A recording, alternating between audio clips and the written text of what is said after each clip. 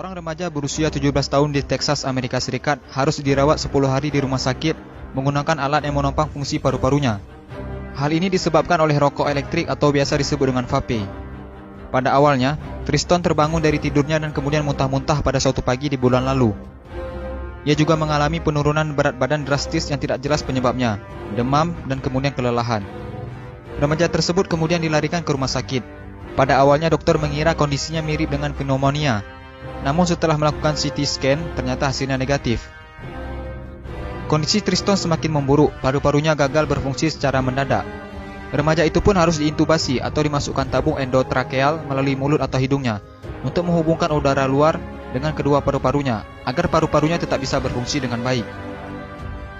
Seluruh tim medis mencurigai bahwa vape yang diakui oleh Triston telah dikonsumsinya sejak di kelas 8 diduga menjadi biang kerok gagalnya paru-paru Triston. Kami tidak tahu secara pasti apa yang dilakukan oleh Triston, namun ada laporan literatur tentang pneumonitis, hipersensitivitas akibat vaping, kata dokter yang menangani Triston, yaitu Dr. Suzanne Whitworth, dikutip dari Daily Mail. Setelah 10 hari diintubasi, paru-paru Triston kembali pulih, walaupun ia masih harus berjuang keras untuk bernapas dengan baik.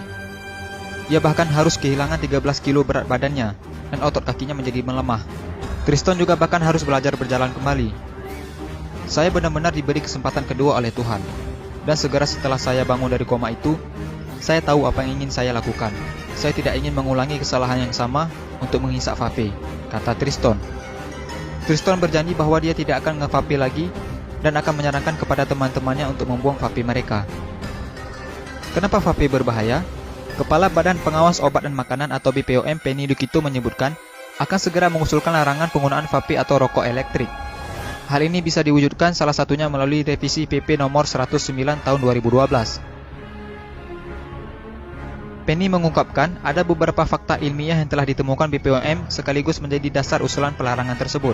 Ditemukan senyawa kimia di dalam vape mulai dari nikotin, propilen glikol, perisa logam karbonil tobacco spesifik nitrosamines, hingga dietilen glikol. Nikotin sangat berbahaya karena berbagai penelitian juga melihat efek nikotin terhadap otak bisa menyebabkan kanker dan kecanduan. Propilen glikol juga sangat berbahaya karena jika dikonsumsi secara terus-menerus dapat menyebabkan gagal ginjal. Menurut laporan yang dipublikasikan dalam jurnal Investigate Medicine High Impact Case Reports tahun 2015. Memang vape tidak langsung memberikan dampak buruk bagi kesehatan. Sama seperti rokok, banyak orang yang tetap bisa sehat walaupun merokok.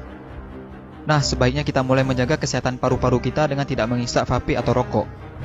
Semoga video ini bermanfaat dan jangan lupa di-share juga sebanyak-banyaknya agar teman-teman kalian tidak ketinggalan informasi penting ini. Dan jangan lupa juga sukai Mozaik Karim lalu klik tombol ikuti lalu klik sekali lagi tombol ikuti lalu pilih lihat dahulu agar kalian tidak ketinggalan video-video menarik lainnya setiap hari. Terima kasih.